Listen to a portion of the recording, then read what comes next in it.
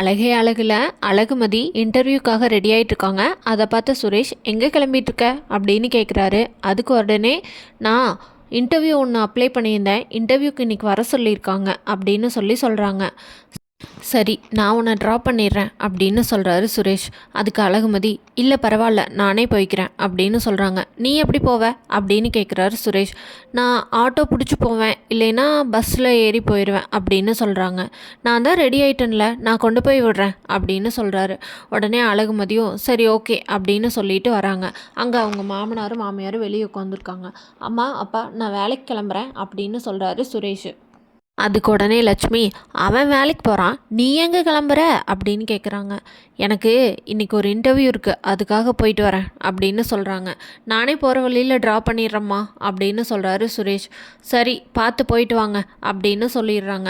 அவங்க மாமா ராகவனும் சரி போயிட்டு வாமா அப்படின்னு சொல்கிறாரு. உடனே மதி வெளியே வந்து கிளம்பிட்டுருக்காங்க. அழகு மலர் கடையிலேருந்து வந்து மதியை பார்த்த உடனே என்ன மதி நீங்கள் 2 பேரும் சேர்ந்தா போகிறீங்க அப்படின்னு கேட்குறாங்க. ஆமாங்க சேர்ந்து தான் போகிறோம் அப்படின்னு சொல்கிறாங்க. அவனே உன்னை கூட்டிகிட்டு போகிறேன்னு சொன்னானா அப்படின்னு கேட்குறாங்க.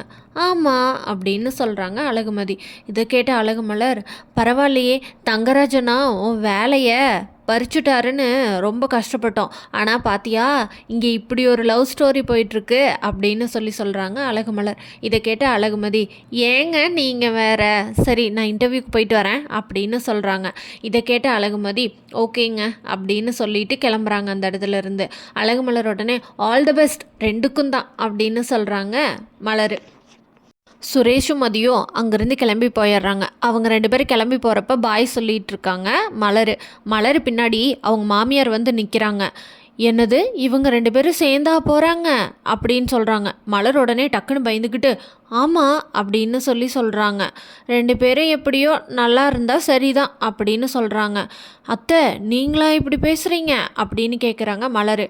அதுக்கு உடனே லட்சுமி மகனும் மருமகளும் சேர்ந்து வாழ்கிறத பார்க்குறக்கு எந்த மாமியாருக்கு தான் பிடிக்காது, நீ என்னை ரொம்ப வில்லியாக போர்ட்ரேட் பண்ணாத, போ உள்ளே போய் வேலை இருந்தால் பாரு அப்படின்னு சொல்கிறாங்க லட்சுமி. மலர் உடனே சிரிச்சுட்டே உள்ளே போயிடுறாங்க.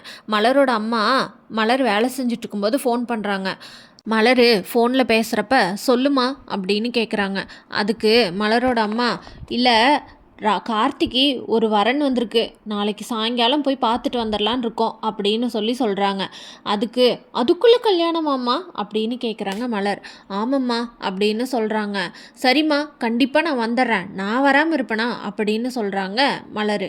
இதை கேட்டு அவங்க மாமியார் லட்சுமி என்னவா அப்படின்னு கேட்குறாங்க. இல்லத்த கார்த்திக்கு ஒரு வரன் வந்திருக்கான், அதான் நாளைக்கு சாயங்காலம் பொண்ணு வீடு போய் பார்த்துட்டு வந்துடலான்னு அம்மா சொல்கிறாங்க. அதுக்கு என்னை வர சொன்னாங்க, நான் போயிட்டு வந்துட்டுமாத்த அப்படின்னு கேட்குறாங்க. அதுக்கு உடனே அதெல்லாம் நல்லது தான், சரி நான் மாமா கிட்ட கேட்டு சொல்கிறேன். அப்புறம் இப்பயே அவனுக்கு எதுக்கு கல்யாணம், இன்னும் அவன் சின்ன பையன் தானே, நல்ல ஒரு வேலை கூட கிடையாது, அவன் வாங்குகிற சம்பளத்தை வச்சு அவங்க அம்மாவை பார்த்துக்கிறதே கஷ்டம், இதில் ஒரு கல்யாணம் வேறு அவனுக்கு இப்போ வேணுமா, நான் சொன்னால் உங்களுக்கு அது தப்பாக தான் தெரியும் அப்படின்னு சொல்கிறாங்க லட்சுமி. இல்லைங்கத்த அவன் பார்க்குற வேலையே இப்போ நல்ல வேலை தான். என்ன நல்ல வேலை, கவர்மெண்ட் வேலையாக பார்க்குறான் அவன் அப்படின்னு கேட்குறாங்க.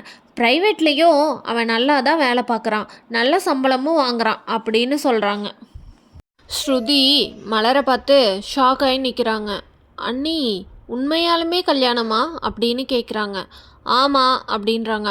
ஆனால் ஸ்ருதியோட முகமே சரியில்லை. இதை பார்த்து அழகு மலர் ஸ்ருதி நீ ஏதோ கொஞ்சம் வேறு மாதிரி யோசிக்கிற மாதிரி இருக்குது, அப்படி உனக்கு ஏதாச்சும் என்ன இருந்துச்சுன்னா தயவு செஞ்சு அதை அப்படியே இங்கேயே குழி தோண்டி புதைச்சிரு, உனக்கு உங்கள் வீட்டில் இருக்கவங்க நல்ல மாப்பிள்ளையாக பார்த்து கல்யாணம் பண்ணி வைப்பாங்க, அவனுக்கும் வேறு பக்கம் கல்யாணம் பண்ணி வைக்கிறது தான் நல்லது, அப்போ தான் நீயும் சந்தோஷமாக இருப்ப அவனும் சந்தோஷமாக இருப்பான், உனக்கு நம்ம வீட்டை பற்றி தெரியும்ல அப்படின்னு சொல்கிறாங்க மலர். ஸ்ருதி கார்த்திக் மேலே ஆசை வச்சுருக்கான்னு சொல்லிட்டு மலருக்கு எப்படியோ தெரிஞ்சிடுது. மலர் இதை பாக்கியராஜ் கிட்ட சொல்லுவாளா, பாக்கியராஜும் மலரும் சேர்ந்து ஸ்ருதிக்கும் கார்த்திக்கும் கல்யாணம் பண்ணி வைக்கிறத பற்றி பேசுவாங்களா, இல்லை மலர் இதை அப்படியே மூடி மறைச்சிட்டு கார்த்திக்கு வெளியே வேற ஒரு பொண்ணை பார்த்து கல்யாணம் பண்ணி வைப்பாங்களான்னு தெரிஞ்சுக்க நம்ம சேனலை மறக்காமல் லைக் ஷேர் அண்ட் சப்ஸ்கிரைப் பண்ணிக்கோங்க.